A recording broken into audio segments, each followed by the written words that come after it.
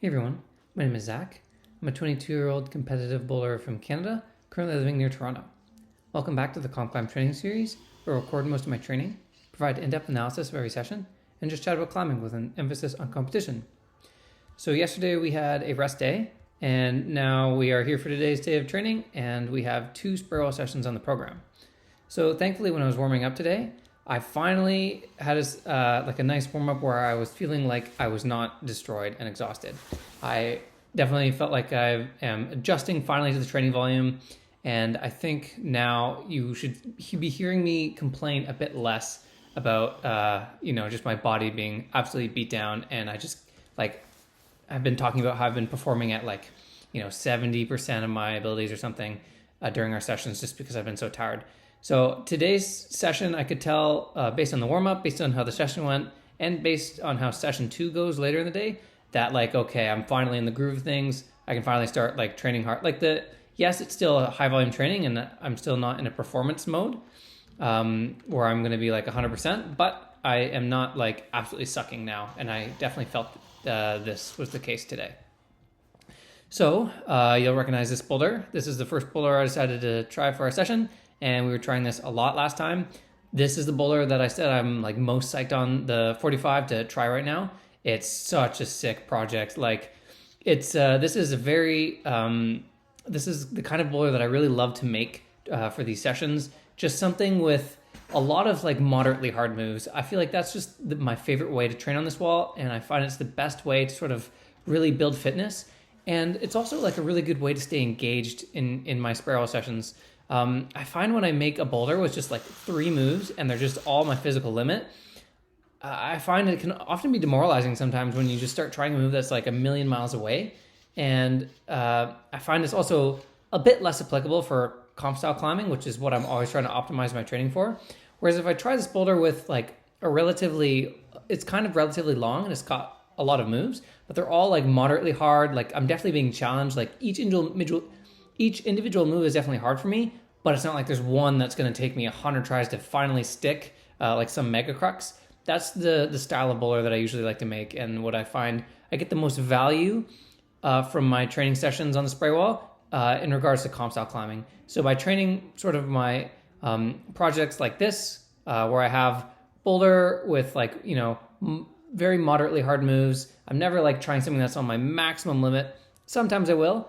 But for the most part, I like to train a wide variety of moves, all at 80 to 90% of my physical limit, rather than ever getting to that 100%.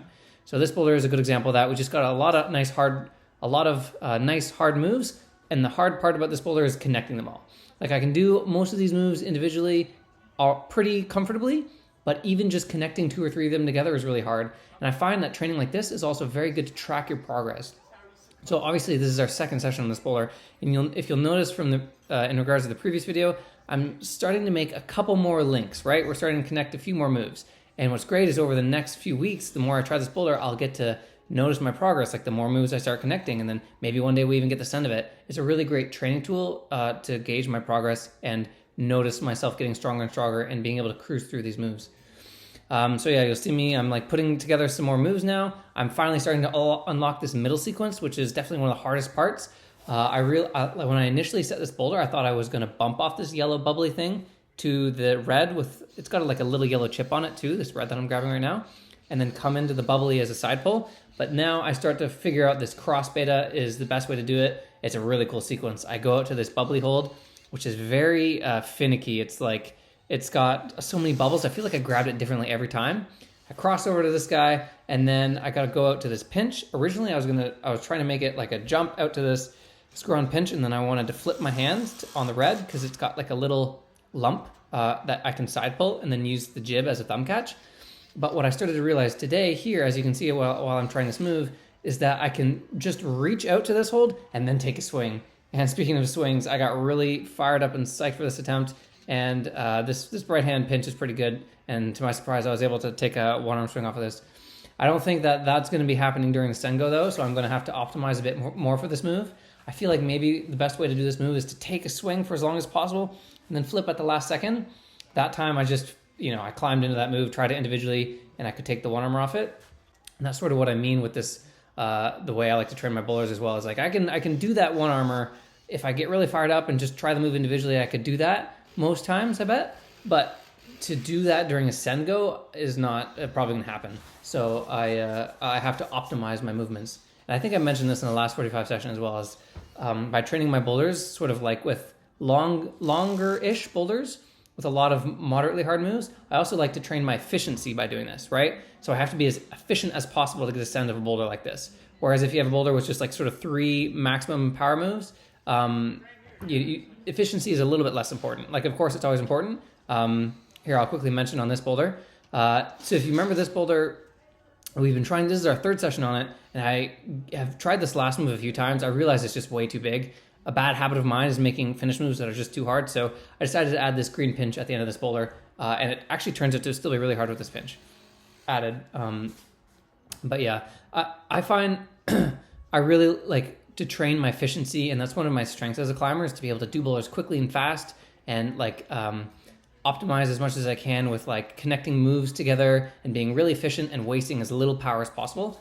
And the 45 and training on the spray wall like this is where I feel like I get most of my training to practice this skill in, because of the style of boulders I make most of the time. Like, of course, I do make like sort of shorter boulders as well. Like this boulder we're trying here isn't too long. That being said, it's actually got a lot of little micro moves. Like it seems like, okay, we don't have too many holds in this boulder, but you kind of have to go out to this purple at the beginning, shuffle around your feet, inch your way up on this purple hold, do a jump, and then, play around with your feet, match this jug. So I find that almost all my boulders on this wall end up being above average in terms of length. Even the ones that seem shorter have a lot of micro moves, and that's just sort of the style I make my boulders in. And yeah, this is sort of just personal preference as well. And the way I like to train is basically, I get more value out of my 45 sessions in my training and the fitness that I'm trying to achieve by training on the spray wall by making these kinds of boulders that are slightly longer with more moderately hard moves. And then if I go do like a moon board or a kilter board session, that's where I'm going to be training like the 2 to 3 move, sort of like maximum power based move, because it is still important to train that. What I'm trying to say is I don't usually train out during my spray wall sessions on the 45. But speaking of spray wall sessions on the 45, this is our last attempt of the day. I have been doing this a lot lately, is I'm getting these like last minute clutch sends, and I don't allow myself to go overtime during this high volume training phase. So this attempt here was the last attempt of the day, and then I had to call a session, and finally I am able to send this boulder. This is the first like multi-session boulder that we've sent on the spray wall so far. This one was a lot of fun. It was a really nice boulder with some nice sequences, and I had to get really fired up, and I got a clutch last minute send of the day. So first of many projects to be sent on this wall. It was a lot of fun. And then the setters, Jamie and Tom, got to see me take that one down, which was fun. There's Jamie.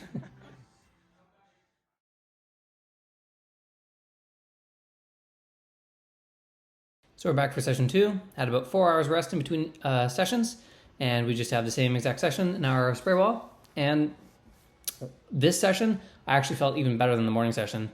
I just had like a bit more, like my fingers just felt super stable, quite strong actually. And even more so than the morning, because I almost had like a bit of warmth. That oftentimes, like this is why I feel better in the second session than I do in the morning. It's just easier to warm up. I still have a bit of like residual warmth and power in my hands, whereas in the morning I'm coming off a rest day, and so I might be a little bit tired and a little bit stiff, and that's why second session can actually be better sometimes, and that was the case today. So this boulder that we're starting with here has this pretty epic sequence that I came up with. I'm quite proud of this one. This boulder here that I made up, I was trying to make something a bit more moderate that I could sort of warm up on. Just something that I was trying to make a boulder that I would send in a few tries, just so that I could work my way into the meat of the session with like a nice send under my belt, and that way I'm like super warm and I'm ready to start trying hard right away. I find that this is actually something that I mess up with a lot of times on my spray wall sessions, is I almost don't warm up enough. I feel like I guess I don't really talk about my warm up a lot, but it's because it's actually pretty simple. Like I've actually gotten a few requests in the past to do a warm up video, but it's actually not worth it for me specifically, because my warm up is so simple and basic. And that's why I've never done a warm up video. That being said, Maddie made a warm up video recently. If you are interested in that, it's from a few videos ago. You can check out her video. But my warm up is simply just like 15 to 20 minutes of bouldering. I start on a jug haul, gradually work my way up and up, and I usually just stick to like set boulders. Like I don't like traverse around or make anything up. just start on some V0s, 2 V0s, 2 V1s, 2 V2s, 2 V3s, this sort of thing. Usually takes me about 15, 20 minutes to warm up. And then actually if I'm warming up for session 2, probably takes me like, sometimes I could be warming like 10, 12 minutes. But I have a bad habit of like jumping from like doing a couple V8s or 9s at the end of my warm up to go doing like my maximum level projects.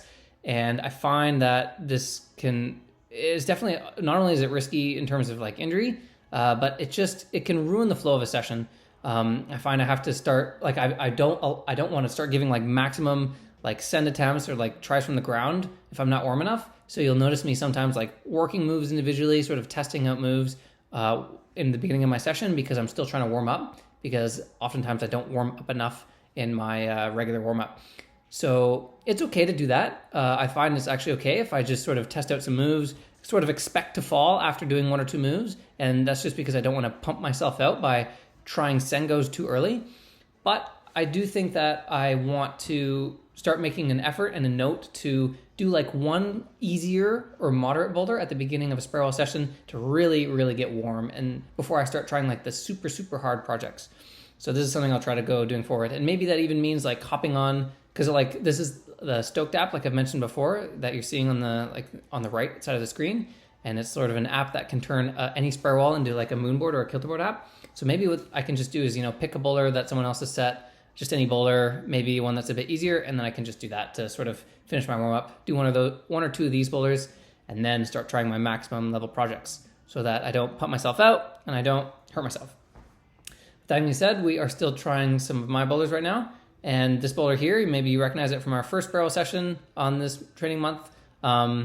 This one's got some crazy big moves. This one is like right on the line of being possible. You'll notice like I'm making a bit of progress on this massive jump than I was in my first session. I'm finally almost getting my left hand there. But the reason I'm a bit skeptical about this move is that there's nothing really low percentage about this moonkick dyno thing, right? It's just distance. And so the fact that I've tried this probably like 30 times at this point and I haven't had like a super close attempt means that it might just be a little bit beyond me. Maybe I can add a foot or something, but maybe I put 1 more session on this move to really see if I can stick it. Otherwise, this is just, I'm getting sort of sick of practicing this move. That being said though, I do find value in the move, like the pinch flip move, like jumping off the black pinch to the blue. I'm really close to sticking that. I thought I could have done it in this session, but I was just getting a bit tired and my body started to reject that move after a while. But the only thing I might tweak is like the big moonkick move at the end. A little fruit fly bothering me. But that was enough of that boulder. That boulder was actually kind of hard to try during like busy hours. This was in the evening when we had some members there, and there were like some people climbing over to the left. And before a few tries, I had to be like, "Sorry guys, I'm about to go flying to the left of this wall, and I'm gonna like land 2 feet over where the mat is." So just heads up. So I got to try that boulder when like nobody's in the gym. But anyway, I wanted to hop back on this. I definitely wanted to get back on this boulder today. You recognize this from our last spiral wall session. This is my pinch masterpiece that I made. I was like really, really in the mood for pinches the other day, so I crafted this climb. I also wanted to just make something that was as Zach style as possible, just because it can, we always try to work on our weaknesses, but it is also very fun to work on our strengths as well. So that's sort of the idea with this boulder is let's make something that's totally my style and just try to do something that's at my, like probably something like show some of my best work, basically. Like Zach is a climber. This is the boulder that I would show all the skills that I have, just this pinch line.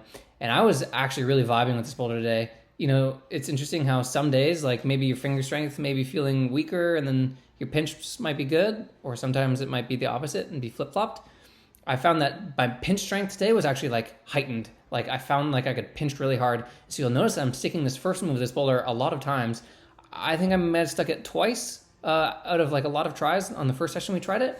And then here I think that I don't think I fell on it today actually. Yeah, I stuck it every time I tried it, which was unexpected. I felt like this move was like pretty limit when I first started trying it, and then today it just felt comfortable every time. I had the movement down and I just felt like super strong on these pinches today, which was sick. I thought I was going to send this boulder today, but this move to the yellow is still proving really hard. I think this is my best go of the day. I thought I was going to hold the yellow, and then at the last second I realized I wasn't going to hold it, and so I tried to go into the pinch. But what happens is once you get too high, this left hand yellow sloper gets really bad, and it has you do this like sort of helicopter spin. And So I still haven't really unlocked this move. I haven't stuck it yet, the move to the yellow. I haven't stuck it individually. This left heel hook that we're using is a really slopey hold, and so it's really hard to get the tension once you move off of it. It just is going to slide off, and it feels like you're sort of hanging around and doing nothing. So I actually I think I gave a couple tries to where I tried to just commit actually to almost a paddle move where you hit the yellow, and then you immediately go into the pinch, and then you can actually do a foot stab. Now this is pretty crazy stuff that we're doing on a 45-degree angle, but I think this actually might be the best way to do this boulder, because every time I hit this yellow, this foot is just coming off, and the pinch, I can't flip it. It's a bit too hard. I think the best way to do this move might actually be to heel, go up yellow, sort of almost control it for as long as you can, paddle up into the black pinch, and then stab the foot to stop the helicopter spin. But I was actually kind of bummed not to get a send to that one today because I felt like super close, and we'll have to revisit it. But this is a good example of a difficulty of a boulder that I've nailed. Like I mentioned previously, these boulders I make, I try to make them so that they're going to take me 3 to 4 sessions to do. That's kind of how hard I like to make these boulders. 5 would be awesome. But when I try to make a project, usually I want to do it in 3 to 4 sessions, or otherwise I would want to move on from it and start trying something new. So the fact that we almost got the boulder on our second send means it's sort of setting us up perfectly for to get the send on our third session, which means it would be a perfect boulder on the spray wall. That wraps up today's day of training. We did some pretty epic moves today throughout our whole day of training. The idea with the spray wall training is not to send a whole lot of boulders, right? It's just to try a lot of moves, get a lot of physical moves in, just really feel like we're working our fitness really hard. I definitely feel like I accomplished that today. So it was a successful day of training. Now tomorrow we're going to do our boulder session in the morning. I think I will probably go to Rock Oasis. We got some friends that climb at Rock Oasis and some setters, and there's a psyched crew there. I'm definitely want to go check out that gym, see what they have going on these days, so you can tune into that for our next episode. Insert catchy video true here.